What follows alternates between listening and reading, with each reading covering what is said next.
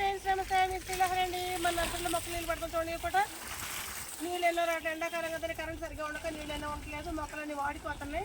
మన మామిడి మొక్క అయితే మొక్క చనిపోయింది, చూడండి అలా చనిపోయింది మొక్క. గన్నేరు మొక్కలు అన్నీ కూడా కొద్దిగా వాటేసినాయండి మొక్కలు. 160 మాత్రం ఎంత ఒక పూట పెట్టండి మంచిగా ఉంటుంది కదండి. అవి కూడా పూలు మెతుగ్గా రావండి.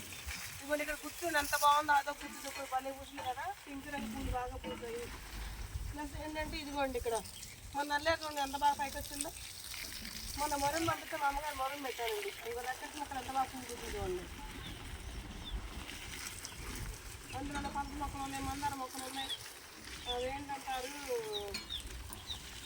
ఆ మొక్క పేరు మర్చిపోయాను. మనీ ప్లాంట్ మొక్క 5-6 మొక్కలు వచ్చి మనీ ప్లాంట్ కూడా బాగున్నాయి, మంచిగా ఉన్నాయండి మనీ ప్లాంట్ మొక్కలు. నీళ్ళు ఎండాకాలం అయినా నీళ్ళు సరిగ్గా రావట్లేదు, పెట్టాలని సరిగ్గా రావట్లేదు. నైట్ టైంకి కూడా పడతాను, రేపు మార్నింగ్ మళ్ళీ మనం పట్టుకుందామండి.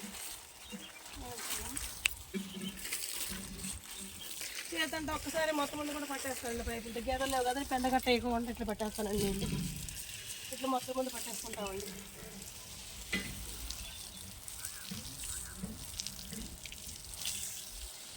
బరువులు ఎక్కడ పడుతుందో చూడండి. ఇలా బాగుంది, నా బండిలో తిన్నట్టు మొత్తం ముందు సరిపడే ఉన్నాయి ప్రేమ.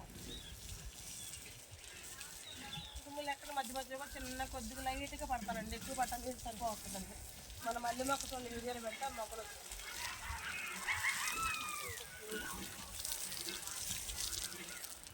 వెలుగు పడిపోయిందమ్మా మన నూరు వరహాలు చక్కగా. ఇదిగోండి ఈ విధంగా పట్టేశాను నీళ్ళు నేను.